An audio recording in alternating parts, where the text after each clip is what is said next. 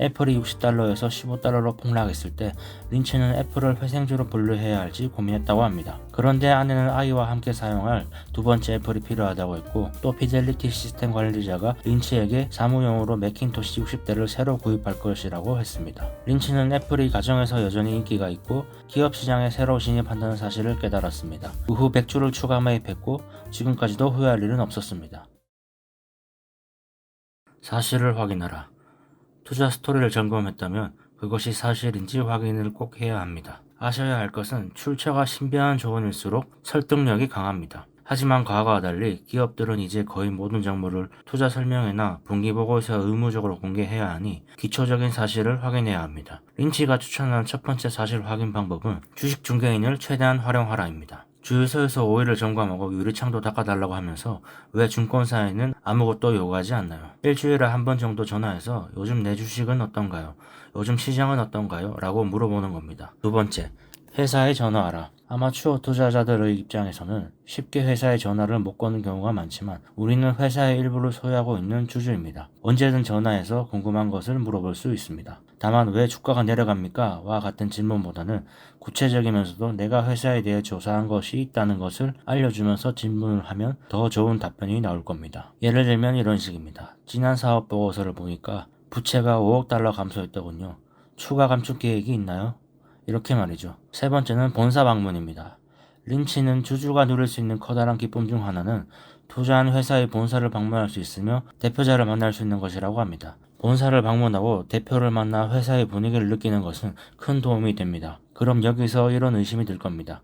회사의 말을 믿어도 되는가? 이러한 의심이 들기는 하지만 어차피 진실은 바로 다음 분기 보고서에 드러나고 숨겨도 얻을 것이 없기 때문에 회사가 나를 의도적으로 속인 경우는 거의 없습니다. 다만 과장이나 과서에서 말하는 경우가 많으니 수식어들은 어느 정도 거르고 듣는 게 좋습니다. 다음은 현장 점검입니다. 내가 투자한 회사가 어떤 상황인지 실제 우리 생활 속에서 확인하는 겁니다. 애플이 $60에서 $15로 폭락했을 때 린치는 애플을 회생주로 분류해야 할지 고민했다고 합니다. 그런데 아내는 아이와 함께 사용할 두 번째 애플이 필요하다고 했고, 또 피델리티 시스템 관리자가 린치에게 사무용으로 매킨토시 60대를 새로 구입할 것이라고 했습니다. 린치는 애플이 가정에서 여전히 인기가 있고 기업 시장에 새로 진입한다는 사실을 깨달았습니다. 그 후 100주를 추가 매입했고 지금까지도 후회할 일은 없었습니다. 내가 만약 자동차 회사에 투자를 했다면 주차장에 내가 투자한 회사의 차가 얼마나 있는지, 또 슬쩍 차주에게 차가 만족스러운지를 물어보는 겁니다. 마지막은 보고서를 확인하는 겁니다. 보고서에서 다른 내용들보다 중요한 것은 자산과 부채가 나와 있는 대차대조표입니다. 유동자산인 현금성 자산이 늘어나고 있는지, 부채가 감소되고 있는지를 확인하고 부채보다 현금이 늘어난다면 재무제표가 개선되는 겁니다. 자세한 내용보다 재무제표가 나아지는지 나빠지는 정도만 파악하면 충분합니다. 유명한 숫자들, 보고서를 확인하는데 우리가 관심을 가져야 하는 숫자들에 대해 보겠습니다. 첫 번째, 매출액에서 차지하는 비중. 내가 회사에 관심을 가지게 된 경우 가장 먼저 확인해야 할 것은 이 제품이 회사에서 차지하는 비중입니다. 레그스라는 제품으로 헤인즈 주가가 치솟을 수 있었던 것은 헤인즈가 비교적 작은 회사였기 때문이죠. 팸퍼스는 레그스보다 더 많은 이익을 벌어들였지만 거대 기업인 P&G에서 이 제품이 차지하는 비중은 그만큼 높지 않기 때문에 회사의 주가에 미치는 영향은 미미했습니다. 두 번째는 주가 수익 비율, 흔히 PER이라고 하는 거죠. 코카콜라의 PER이 15라고 하면 이 회사의 현재 주가는 이 회사가 연평균 15% 성장할 것으로 보고 있다는 뜻입니다. 근데 만약 실제 연성장률보다 PER이 낮다면 이 회사는 저평가되었다고 볼 수 있죠. 세 번째는 현금 보유량입니다. 연차 보고서를 살펴보니 포드는 부채를 차감하고서도 쌓아놓은 현금이 주당 16.30달러나 있었습니다. 포드는 당시 주당 38달러였으니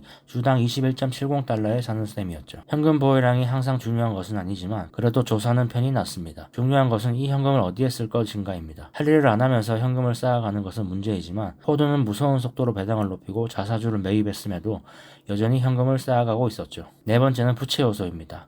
회사의 재무 건전성을 판단하는 방법은 대차대조표 오른쪽에 있는 자기 자본과 부채를 비교하는 것입니다. 흔히 부채 비율이라고 말하는 것이죠.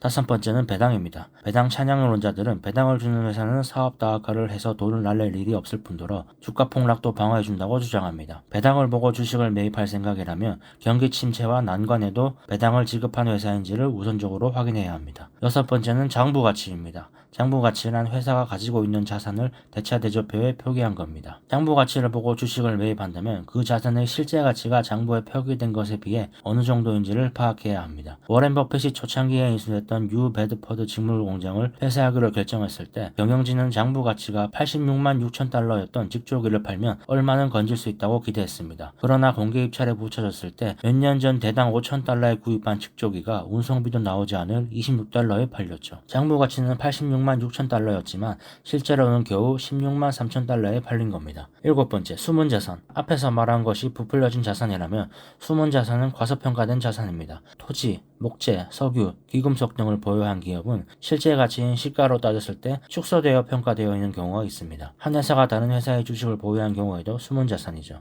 또 코카콜라, 타이레놀 같은 브랜드도 가치가 엄청나지만 장부에는 제대로 반영되지 않습니다. 영업권, 사업 독점권도 장부상보다 엄청난 가치가 있습니다. 여덟 번째, 현금 흐름. 현금 흐름이란 회사가 돈을 벌기 위해 필수적으로 투자해야 하는 금액, 즉 자본적 지출을 하고 나서도 남은 돈입니다. 매년 자본적 지출을 해야 하는 회사보다 그렇지 않은 회사가 더 좋겠죠. 아홉 번째, 재고입니다. 제조업체나 소매업체에게 모두 재고 증가는 대개 나쁜 신호입니다. 더욱이 재고가 매출보다 빠르게 증가한다면 이것은 위험 신호죠. 회사 매출이 10% 증가했더라도 재고가 30% 증가했다면 이렇게 생각해야 합니다. 아니, 가격을 내려서라도 재고를 처분했어야지. 경쟁사는 신제품을 출시하는데 우리는 재고가 쌓여있으면 내년에도 힘들 것이고 내후년에는 더 곤란해질 거 아니야. 반대로 침체를 겪었던 회사에서 재고가 감소하기 시작한다는 것은 상황이 좋아지고 있다는 신호입니다. 열 번째는 연금제도입니다. 회생주를 투자하는 경우라면 회사가 어떤 형태의 연금제도를 운영하고 있는지도 중요합니다. 회사가 파산을 하더라도 연금은 꼭 지급해야 해서 회생주에 투자하는 경우라면 꼭 확인하라고 린치는 말합니다. 11번째는 성장률입니다. 회사가 시장을 확장해야지만 성장을 할 수 있는 것은 아닙니다. 가격을 올려서 매출이 늘어나도 성장한 것이죠. 고객을 잃지 않으면서도 매년 가격을 올릴 수 있는 회사를 발견했다면 이 회사는 기가 막힌 투자 대상입니다. 보통 중독성 있는 제품을 판매하는 회사가 가격을 올릴 수 있죠. 한 가지 더 말하자면 PER이 10이고 성장률이 10%인 회사와 PER이 20이고 성장률이 20%인 회사 중에는 PER이 20이고 성장률이 20%인 회사가 낫습니다. 성장률로 인한 이익은 매년 복리로 늘어나기 때문입니다. 쉽게 말하면 저평가보다 성장률이 높은 주식이 낫다는 말입니다. 마지막, 결국 우리에게 가장 중요한 숫자는 세후 이익입니다. 만약 세후 이익이 같은 회사가 있다면 세전 이익률을 비교해보고 투자해야 하는데 경기가 나빠질 것 같은 경우에는 이익률이 높은 회사에 투자하는 것이 좋고 경기가 좋아져 실적이 개선될 것 같은 경우에는 오히려 세전 이익률이 낮은 기업이 수혜를 보죠. 표를 보면 알 수 있습니다. 정리를 해보자면 우리는 시장이 좋을 때나 나쁠 때나 장기간 보유해야 할 주식은 이익률이 높은 종목으로, 회생주 투자에는 비교적 이익률이 낮은 종목을 발굴해야 합니다. 재확인하라. 자, 여기까지 정리를 한번 해볼까요? 종목 선정을 위해 저상장주, 고상장주 등 주식의 유형을 분류하는 법을 알아봤고, 린치가 좋아하는 주식의 특징, 싫어하는 주식의 특징, 이익의 중요성, 이를 기반으로 스토리를 만들어봤고, 사실을 확인하는 방법, 관심을 가져야 할 숫자들을 알아봤습니다. 이렇게 해서 종목을 선정했다 하더라도 몇 달에 한 번 정도는 회사의 스토리를 재확인해야 합니다. 이익이 유지되는지, 제품이 여전히 인기가 있는지 등이죠. 특히 성장주에 투자했다면 성장 초기인지 고성장기인지 성숙기인지도 계속 확인해야 합니다. 초창기엔 기본적인 문제를 해결해 나가는 단계입니다. 고성장기엔 기존 사업뿐 아니라 신규 시장에도 진입을 해야 하죠. 성숙기, 포화기에는 현실적으로 확장이 어렵습니다. 투자자라면 자신이 투자한 회사가 어느 주기의 단계인지 판단해야 합니다. 10년 전 맥도날드는 놀라운 고성장을 보여줬지만 지금은 어디에나 맥도날드가 눈에 띄니 성장이 이어질 만한지 확인해봐야 한다는 거죠. 최종 점검 목록, 2장의 마지막 챕터입니다. 최종적으로 점검해야 할 목록들을 한번 정리해 보겠습니다. 주식 전반, 같은 업종의 비싼 회사에 비해 이 회사의 PER이 높은가 낮은가, 기관 투자자들의 보유 비중은 어떤가, 낮을수록 좋습니다. 내부자들이 주식을 매입하고 있는가, 회사가 자사주를 매입하고 있는가, 둘 다 긍정적인 신호입니다. 지금까지 이익 성장 실적은 어떠한가, 이익은 단발성인가 지속성인가, 대체 대조표가 건전한가 취약한가, 부채 비율을 확인하라는 말입니다. 현금 보유량은 어떤가, 현금이 주당 16달러라면 주가는 16달러 밑으로 떨어지기 힘듭니다. 저성장주, 배당이 항상 지급되는지 꾸준히 증가했는지 확인하라. 배당이 이익에서 차지하는 비중은 어떤가, 비중이 낮다면 어려운 상황이 와도 대처할 여유가 있습니다. 배당 비중이 높으면 위험해 배당을 지급 못할 수 있습니다. 배당 성향을 확인하라는 겁니다. 대형 우량주, 좀처럼 망할 일 없는 대기업들로 주요 관심사는 주가입니다. 주가 수익 비율을 보고 싼지 비싼지 판단할 수 있습니다. 사업 다각화로 이익이 감소할 가능성이 있는지 확인해야 합니다. 장기 성장률을 보고 몇 년 동안 동일하게 유지하고 있는지 확인합니다. 만약 영원히 보유할 계획이라면 침체와 시장, 폭락의 실적이 어땠는지 확인합니다. 경기순환주, 재고와 수요 공급을 살펴보고 새로운 시장 진입자가 있는지 살펴봐야 합니다. 있다면 안 좋은 신호입니다. 경기가 회복되면 주가 수익 비율이 내려갈 것을 예상해야 합니다. 경기가 절정일 때 이익 역시 최대치일 것입니다. 고성장주, 유망한 제품이 그 회사의 사업에서 차지하는 비중이 높은지 확인해라. 최근 몇 년 동안 이익 성장률이 얼마였는가. 회사가 확장 능력을 입증하려면 2개 이상의 도시에서 자사의 성장 공식으로 성공해야 합니다. 회사가 성장할 여지가 있어야 합니다. 시장 점유율이나 산업 성장성이 어떤지 확인하라는 겁니다. PER과 성장률이 비슷한가? 확장 속도가 빨라지고 있는가? 이 회사를 분석하거나 보유한 회사가 아직 소수인가? 회생주. 채권자들이 자금을 회수해도 회사가 생존할 수 있는지가 가장 중요합니다. 현금은 얼마가 있으며 부채는 얼마인가? 부채 구조는 어떤가? 오랫동안 적자를 버텨낼 수 있는가? 파산했다면 주주에게 남은 몫은 얼마인가? 회사가 어떤 방법으로 회생할 계획인가? 무수익 사업을 처분했는가? 사업이 회복되고 있는가? 원가가 절감되고 있는가? 자산주. 자산의 가치가 얼마인가? 숨은 자산이 있는가? 자산에서 차감해야 하는 부채는 얼마인가? 새로운 부채를 발생시키는가? 주주가 되어 자산으로부터 이익을 취하려는 기업 사냥꾼이 있는가?